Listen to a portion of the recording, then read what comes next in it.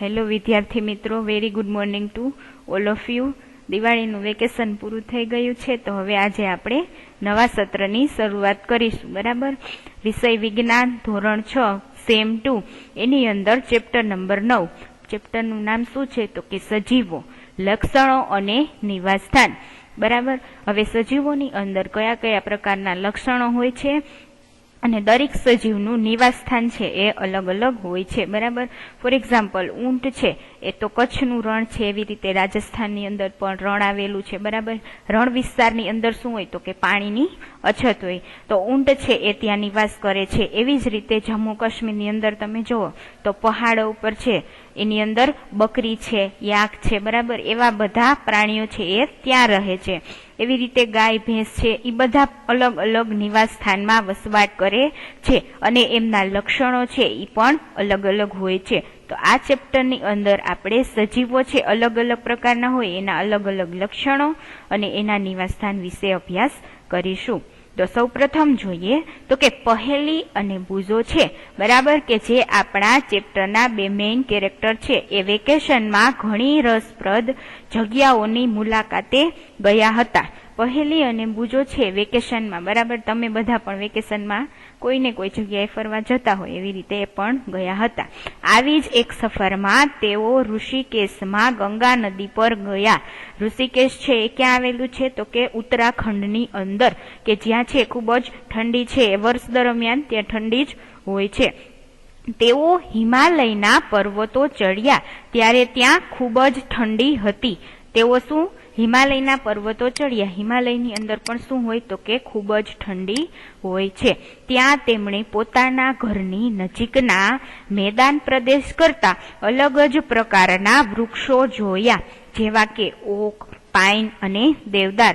તો આ okay, pine અને દેવદાર છે એ વૃક્ષના નામ છે. બરાબર. ઓક છે એ અમેરિકા, એશિયા, યુરોપ, બરાબર, ઈ ઠંડા જે પ્રદેશ હોય એ એરિયામાં થતા વૃક્ષોના નામ છે ઓક, પાઇન અને દેવદાર. આવી જ બીજી એક સફર દરમિયાન તેઓ રાજસ્થાન ગયેલા. રાજસ્થાનને ગરમ રણમાં તેઓએ ઊંટ સવારી કરી. હવે કચ્છનું જે સફેદ રણ છે, વ્હાઇટ ડેઝર્ટ, બરાબર, એની અંદર પણ ઘણા બધા ઊંટ છે એ વસવાટ કરે છે અને રણ પ્રદેશની અંદર છે એ પાણીની અછત હોય છે. અને ઊંટ છે એવું પ્રાણી છે કે પોતે છે એ એકદમ પાણીનું સ્ટોરેજ છે એના બોડીની અંદર કરી લે છે. એટલા માટે એને પાણીની જરૂર છે એ બહુ ઓછી રહે છે, એટલા માટે એ રણ પ્રદેશની અંદર વસવાટ કરી શકે છે. અંતે તેઓ જગન્નાથપુરી ગયા અને દરિયા કિનારાની મુલાકાત લીધી, જ્યાં તેમણે ટપકાયુક્ત સરુના વૃક્ષો જોયા. હવે સરુ છે એ પણ એક પ્રકારનું વૃક્ષ છે કે જે સુશોભન માટે છે ઉપયોગમાં લેવામાં આવે છે. હવે કોઈ પણ મોટા મોટા ગાર્ડન હોય એની અંદર છે સરુના વૃક્ષો છે એ આવેલા હોય છે, કારણ કે સુશોભન માટે છે એ વપરાય છે. હવે જ્યારે સફર દરમિયાન કરેલા આનંદને તેઓ યાદ કરતા હતા, એટલે કે એ છે જે અલગ અલગ જગ્યાએ ગયા, રાજસ્થાન છે, ઋષિકેશ છે, હિમાલય, એ બધાને એ રિવાઇઝ કરતા હતા કે આપણે આ જગ્યા બધી જોઈ.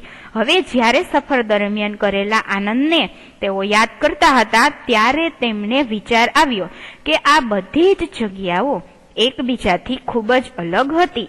બરાબર. ઋષિકેશની અંદર તેઓ ગયા તો ત્યાં તેમને શું જોયું? તો કે ઠંડીનો અનુભવ થયો. એવી જ રીતે હિમાલયમાં જ્યારે તેઓ પર્વત ઉપર ચડતા હતા ત્યારે પણ તેમને ઠંડીનો અનુભવ થયો. એવી રીતે રાજસ્થાનમાં જ્યારે રણની અંદર ગયા તો ત્યાં તેમને શું જોયું? તો કે ત્યાં છે એ બધું સૂકું અને ગરમીવાળું અનુભવ એને કર્યો. હવે તો કેટલીક જગ્યાઓ છે એ ભેજયુક્ત હતી.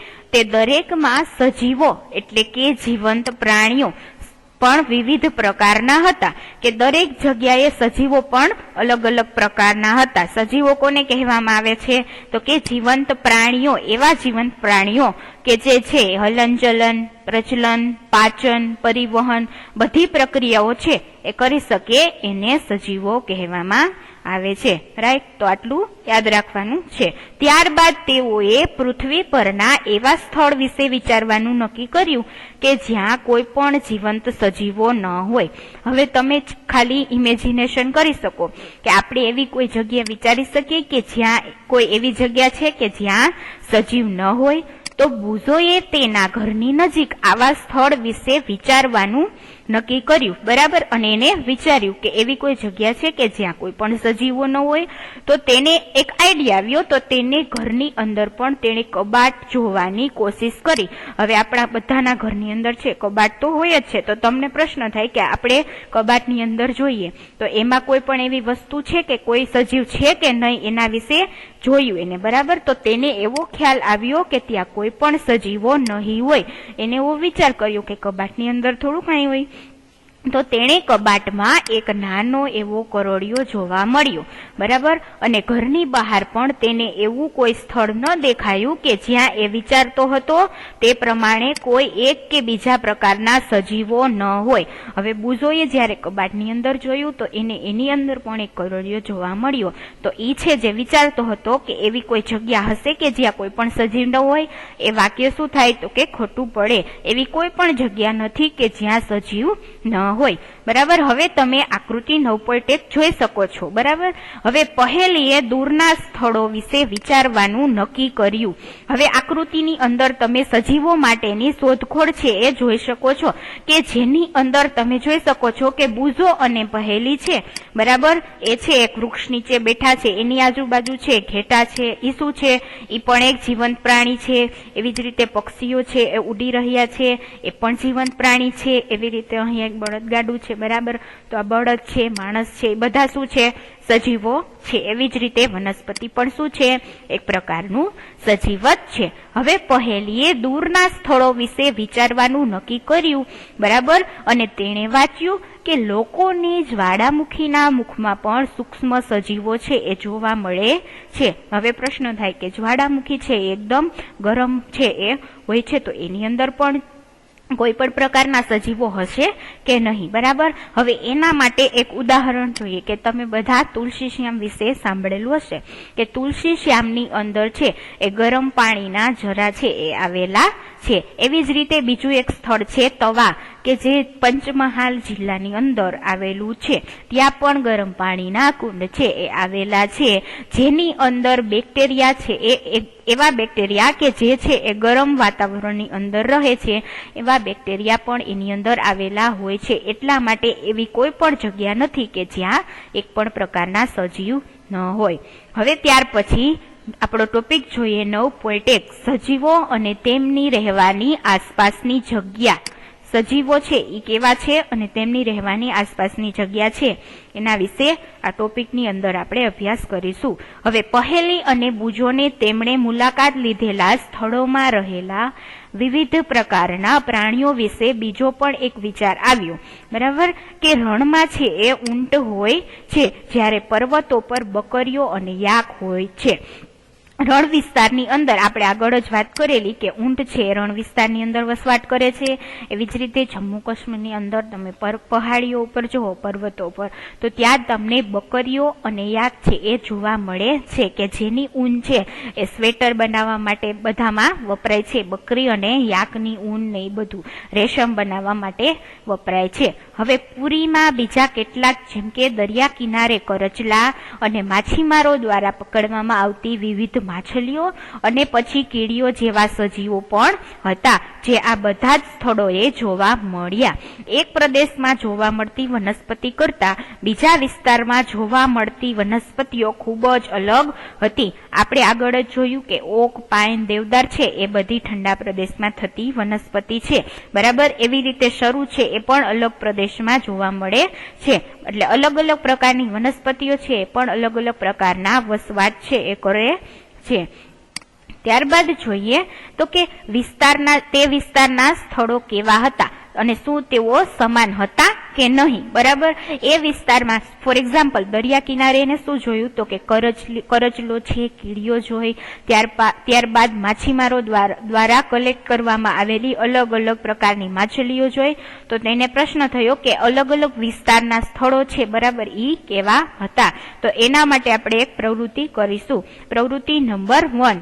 તો ચાલો જંગલથી શરૂઆત કરીએ. હવે આ પ્રવૃત્તિની અંદર તમારે શું કરવાનું છે તો કે પ્રવૃત્તિ નંબર 1 જંગલની અંદરથી તમારે જોવાનું છે કે જંગલની અંદરથી શરૂઆત કરીએ તો ત્યાં જોવા મળતી વનસ્પતિ, પ્રાણીઓ અને વસ્તુઓ વિશે વિચારો.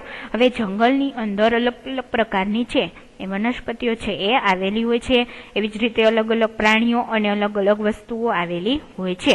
અને તમને નીચે છે કોષ્ટક 9.1 છે એની કોલમ નંબર 1 છે એમાં આપેલું છે, એની આપણે શું કરવાની છે તો કે યાદી છે એ તૈયાર કરવાની છે.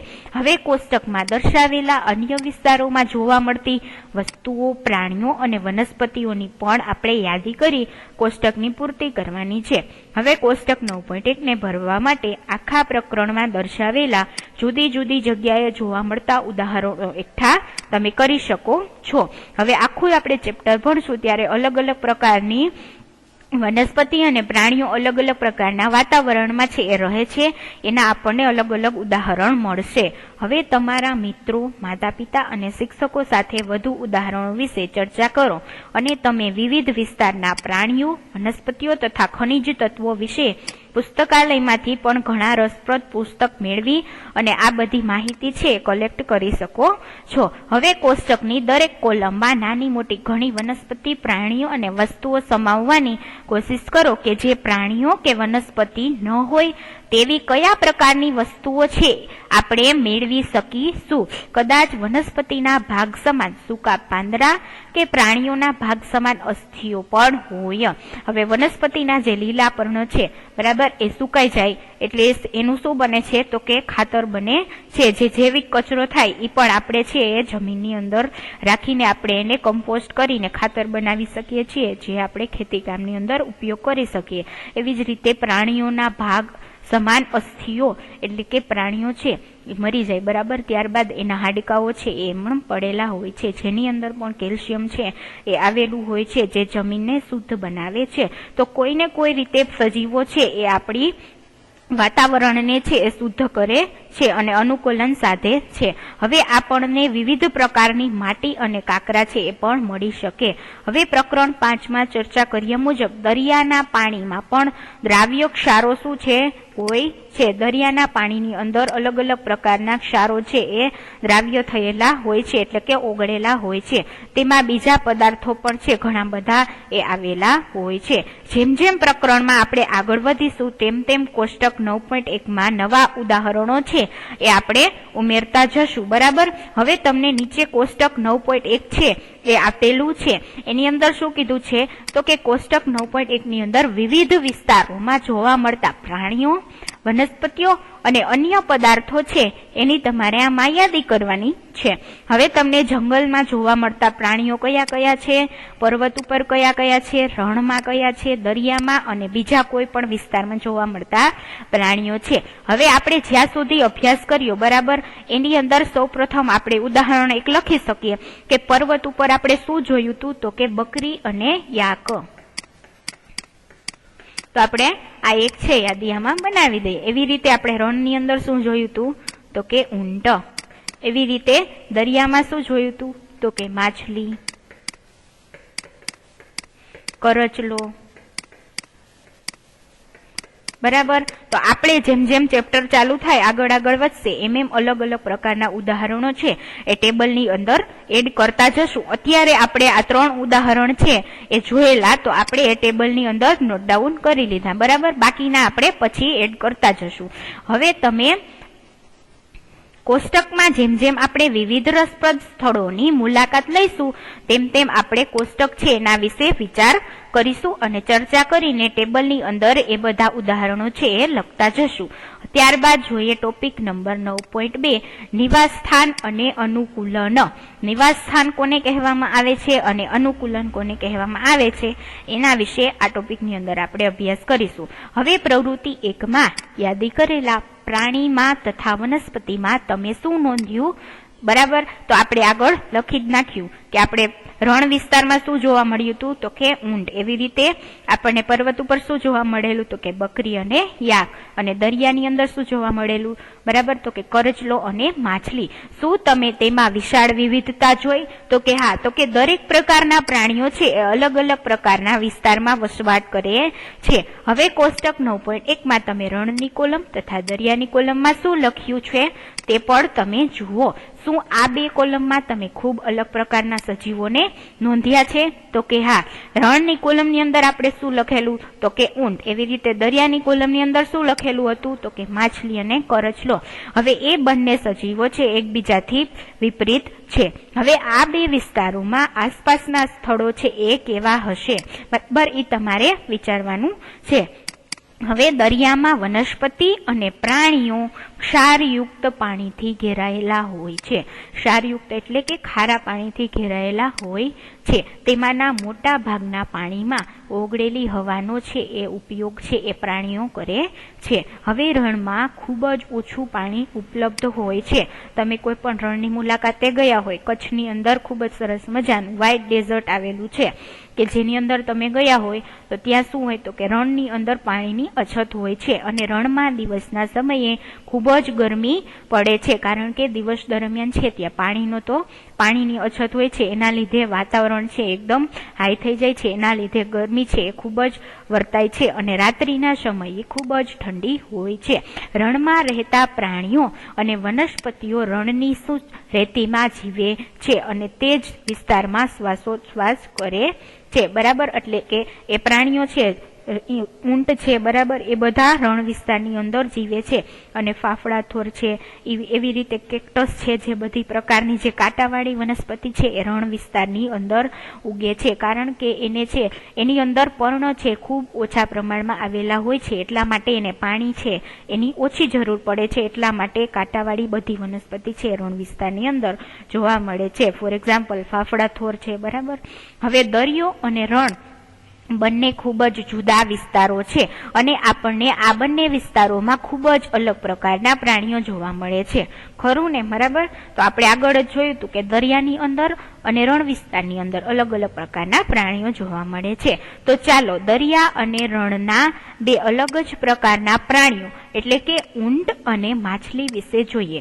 હવે ઊંટના શરીરની રચના તેને રણની પરિસ્થિતિમાં ટકી રહેવામાં મદદ કરે છે. આપણે આગળ જ વાત કરેલી કે ઊંટ છે એ પાણીનો સંગ્રહ છે એના શરીરની અંદર છે એ કરી શકે છે, એટલા માટે એ રણ વિસ્તારની અંદર રહી શકે છે. એવી જ એનાથી વિપરીત બીજું એક્ઝામ્પલ આપણે જોયું તો કે માછલી શું છે? તો કે એ પાણી વગર રહી શકતી નથી. એને તમે પાણીમાંથી બહાર કાઢો તો એ મૃત્યુ પામે છે. તો આ બે ઉદાહરણ આપણે જોઈએ. હવે ઊંટ કેવી રીતે રણની અંદર અનુકૂલન સાધે છે એના વિશે જોઈએ. તો કે ઊંટ છે એને લાંબા પગ હોય છે. તમે બધાએ ઊંટને જોયો જ હશે, જે તેના શરીરને રણની રેતીની ગરમીથી દૂર રાખે છે. હવે ઊંટ છે એનું ચિત્ર તમે આકૃતિ 9.2 ની અંદર જોઈ શકો છો. તેઓ ખૂબ જ ઓછી માત્રામાં મૂત્રનો ત્યાગ કરે છે અને તેમનો મળ છે એ સૂકો હોય છે અને તેઓને પરસેવો થતો નથી. હવે ઊંટ ખૂબ જ ઓછા પ્રમાણમાં મૂત્રનો ત્યાગ કરતો હોવાથી તેઓ પાણી વગર ઘણા દિવસ સુધી રહી શકે છે અને એટલા માટે જ ઊંટ છે રણ વિસ્તારની અંદર છે એ જીવી શકે છે, કારણ કે એને પાણી છે એની ઓછી જરૂર પડે છે અને એ ઓછી માત્રામાં પાણી પીવે તેનાથી તેનો મૂત્રનો ત્યાગ પણ કેવો છે? તો કે ઓછી માત્રામાં કરી શકે છે. અને આપણને આમાંથી એ પણ શીખવા મળશે કે ઊંટ છે એના પગ છે એકદમ લાંબા હોય છે. શા માટે? કારણ કે રણની ગરમીથી તે દૂર રહી શકે એટલા માટે એનું સ્ટ્રક્ચર છે એની અંદર એના પગ છે ખૂબ જ લાંબા હોય છે. હવે ચાલો વિવિધ પ્રકારની માછલીઓને જોઈએ. તેમાંની કેટલીક તમને આકૃતિ 9.3 માં દર્શાવેલી છે. માછલીઓ પણ વિવિધ પ્રકારની હોય છે, પણ તમે એ જોયું કે તે દરેકમાં આકારની બાબતમાં સમાનતા રહેલી છે. એટલે થોડા અંશે છે એનો આકાર છે એ સેમ હોય છે. અહીં દર્શાવેલી તમામ માછલીઓને પ્રકરણ 8માં ચર્ચા કર્યા મુજબ ધારારેખીય આકાર હોય છે. બરાબર, આપણે ચેપ્ટર નંબર 8ની અંદર માછલીઓના આકાર વિશે છે એ જોયું હતું. ત્યારબાદ માછલી છે એ પાણીની અંદર કેવી રીતે તરી શકે છે, બરાબર, કેવી રીતે ગતિ કરી શકે છે, તો કે માછલીનો ધારારેખીય આકાર છે પાણીની અંદર એને ગતિ કરવામાં મદદ કરે છે. હવે પાણીની અંદર હલનચલન કરવામાં આ આકાર મદદરૂપ થાય છે માછલીને. બરાબર, હવે માછલીના શરીર ઉપર ચીકણા છે એ ભીંગડાઓ આવેલા હોય છે, જે પ્રકરણ 8માં આપણે જોયું હતું. અને માછલીઓને ચપટા મીનપક્ષ અને પૂંછડી પણ હોય છે, જે તેમને શું તો કે દિશા બદલવા માટે તથા પાણીમાં સંતુલન રાખવામાં મદદ કરે છે. હવે પાણીમાં ઓગળેલા ઓક્સિજનનો ઉપયોગ કરવા માટે એની અંદર ચૂઈ એટલે કે ઝાલર છે એ પણ આવેલી હોય છે. જેવી રીતે મીનપક્ષ અને પૂંછડી હોય એવી રીતે બીજું એક ઉદાહરણ જોઈએ તો કે ચૂઈ અને ઝાલર છે એ પણ માછલીની અંદર છે એ આવેલું હોય છે. જે શું શેમાં ઉપયોગ થાય છે તો કે પાણીની અંદર ઓગળેલા ઓક્સિજન છે એનો ઉપયોગ કરવા માટે. બરાબર, આ બે વસ્તુ ખાસ યાદ રાખવાની છે ઊંટ વિશે અને માછલી વિશે. આપણે જોયું કે માછલીની વિશેષતાઓ તેને પાણીમાં જીવવા માટે અને ઊંટની વિશેષતા તેને રણમાં ટકી રહેવામાં ઉપયોગ થાય છે. આકૃતિ 9.2ની અંદર તમે જોઈ શકો છો કે રણ વિસ્તારની અંદર છે ઊંટ કેવી રીતે રહે છે તમને બતાવવામાં આવેલું છે. ત્યારબાદ આકૃતિ 9.3ની અંદર તમને અલગ અલગ પ્રકારની છે માછલી છે એ બતાવવામાં આવેલી છે કે માછલી છે પાણીની અંદર રહે છે. આ પાછળનો ભાગ છે એ પૂંછડી છે અને આ સાઈડમાં જે સ્ટ્રક્ચર તમે જોવો છો એ શું છે તો કે મીનપક્ષ, અને એના શરીરની ઉપરના ભાગમાં જે ભીંગડા છે એ આવેલા હોય છે. એ કેવા હોય છે તો કે ચીકણા હોય છે. બરાબર, ત્યારબાદ જોઈએ માછલી અને ઊંટ છે એ દરિયા અને રણની અંદર કેવી રીતે રહે છે. તો કે પૃથ્વી પર જીવન જીવતા પુષ્કળ વૈવિધ્ય ધરાવતા પ્રાણીઓ અને વનસ્પતિઓમાંથી આપણે ફક્ત 2 પ્રાણીઓ જ ઉદાહરણ તરીકે લીધા છે. આ તમામ વિવિધ પ્રકારના સજીવોમાં આપણને એ જોવા મળે છે કે તે દરેક જે વિસ્તારમાં જોવા મળતા હોય છે ત્યાંનું કોઈક લક્ષણ ધરાવતા હોય છે. આવા ચોક્કસ લક્ષણો કે આદતોની હાજરીના લીધે સજીવોને તેમના વિસ્તારના કુદરતી રીતે જીવવામાં મદદરૂપ થાય છે અને તેને શું કહેવામાં આવે છે તો કે અનુકૂલન. હવે 1 માર્ક્સની અંદર તમને અનુકૂલન છે એની વ્યાખ્યા પૂછાઈ શકે છે, તો તમારે ખાસ યાદ રાખવાની છે. તો કે જે વિસ્તારમાં જોવા મળતા પ્રાણીઓ કે કોઈ પણ પ્રકારની વનસ્પતિઓ છે એ કોઈ પણ લક્ષણો કે આદતોની હાજરીના લીધે જ એ વિસ્તારમાં રહી શકે છે એને શું કહેવાય તો કે અનુકૂલન. હવે વિવિધ પ્રાણીઓ પોતાના વિસ્તારને વિવિધ રીતે અનુકૂલિત થયેલા હોય છે. આના કારણે જ માછલી પાણીની બહાર અને ઊંટ દરિયાની અંદર છે એ જીવી શકતા નથી, કારણ કે એ શક્ય જ નથી. જે વિસ્તારમાં પ્રાણીઓ જીવન જીવતા હોય તેને તેનું શું કહેવામાં આવે છે તો કે નિવાસ સ્થાન. 1 માર્ક્સની અંદર ડેફિનેશન પૂછાઈ શકે તો કે નિવાસ સ્થાન એટલે શું તો કે જે વિસ્તારમાં પ્રાણીઓ છે એ જીવન જીવતા હોય તેને તેનું નિવાસ સ્થાન કહેવામાં આવે છે. નિવાસ સ્થાન એટલે શું તો કે રહેવાની જગ્યા. કોઈ પણ પ્રાણી અથવા વનસ્પતિ જે જગ્યાએ રહેતા હોય એને એનું નિવાસ સ્થાન કહેવામાં આવે છે. હવે સજીવો ખોરાક, પાણી, હવા, આશ્રય અને બીજી જરૂરિયાતો માટે નિવાસ સ્થાન ઉપર નિર્ભર હોય છે. હવે વિવિધ પ્રકારની વનસ્પતિ અને પ્રાણીઓ સમાન નિવાસ સ્થાનમાં રહેતા હોઈ શકે છે. જમીન ઉપર રહેનારા પ્રાણીઓ અને વનસ્પતિઓને ભૂનિવાસમાં રહેલા છે એમ કહેવાય. હવે જમીન ઉપર રહેનારા પ્રાણીઓ અને વનસ્પતિઓને શું કહેવાય તો કે ભૂનિવાસી પ્રાણીઓ અથવા વનસ્પતિઓ કહેવામાં આવે છે. ભૂનિવાસના કેટલાક ઉદાહરણોમાં જંગલો, ઘાસના મેદાન, રણ, દરિયાકાંઠો અને પર્વતીય વિસ્તારોનો સમાવેશ થાય છે. ભૂનિવાસની અંદર કોનો સમાવેશ થાય તો કે જંગલો, ઘાસના મેદાન, રણ, દરિયાકાંઠો અને પર્વતીય વિસ્તારોનો સમાવેશ છે ભૂનિવાસની અંદર થાય છે. બીજી બાજુ વનસ્પતિ તેને પ્રાણીઓ કે જે પાણીમાં જીવન જીવે છે એને શું કહેવાય તો કે જલીય નિવાસસ્થાન કહેવામાં આવે છે. તળાવ, સરોવર, નદી અને સમુદ્ર એ શું છે તો કે જલીય નિવાસ સ્થાનના ઉદાહરણો છે. ભૂનિવાસ સ્થાનના ઉદાહરણોની અંદર આપણે જંગલો, રણ, બરાબર, દરિયાકાંઠાનો વિસ્તાર એ બધો ભૂનિવાસ સ્થાનમાં આવે. એવી રીતે જલીય નિવાસ સ્થાનની અંદર શું આવે, બરાબર, એ આપણે આગળ જોયું કે તળાવ, સરોવર અને સમુદ્ર. હવે દુનિયાના જુદા જુદા ભાગોમાં આવેલા ભૂમિય નિવાસ સ્થાનો જેવા કે જંગલો, ઘાસના મેદાન, રણ, દરિયાકાંઠાના વિસ્તાર તથા પર્વતોમાં પુષ્કળ વિવિધતા રહેલી હોય છે. અલગ અલગ જગ્યા છે બધી, દરિયાકાંઠો છે, ઘાસનું મેદાન છે, રણ છે, જંગલ, એ બધાની અંદર અલગ અલગ પ્રકારની વિવિધતા જોવા મળે છે. જલીય નિવાસ સ્થાન માટે પણ આ બાબત સાચી છે. હવે નિવાસ સ્થાનમાં રહેતા સજીવો, વનસ્પતિ અને પ્રાણીઓ એ તેના શું છે તો કે જૈવિક ઘટકો છે. નિવાસ સ્થાનની અંદર વસવાટ કરતા સજીવો, વનસ્પતિ અને પ્રાણીઓ શું છે એ ખાસ યાદ રાખવાનું તો કે એના એ વિસ્તારના જૈવિક ઘટકો છે. જૈવિક ઘટકો કોને કહેવામાં આવે છે તો કે જેઓ જારક શ્વસન કરતા હોય, એટલે કે ઓક્સિજનની મદદથી જેઓ શ્વસન કરે છે એને જૈવિક ઘટકો કહેવામાં આવે છે. અને નિવાસ સ્થાનમાં જોવા મળતી નિર્જીવ વસ્તુઓ જેવી કે ખડકો, ભૂમિ, હવા અને પાણી ત્યાંના અજૈવિક ઘટકો છે. સૂર્યપ્રકાશ અને ગરમી એ જૈવિક ઘટકો છે કે અજૈવિક ઘટકો છે, બરાબર, એ તમારે ગોતવાનું છે. તમને અહીંયા આગળ બે ઉદાહરણ આપેલા જ છે કે સજીવો, વનસ્પતિ અને પ્રાણીઓ છે એ શું છે તો કે જૈવિક ઘટકો. ત્યારબાદ ખડકો, ભૂમિ અને હવા છે એ શું છે તો કે અજૈવિક ઘટકો. હવે તમને એક પ્રશ્ન છે કે સૂર્યપ્રકાશ અને ગરમી છે એ કેવા છે, જૈવિક કે અજૈવિક? તો એ તમને હોમવર્કની અંદર આપીશ. તમારે ફેરબુકની અંદર આ બધા જે પ્રશ્ન આપું એ તમારે સારી રીતે લખવાના રહેશે.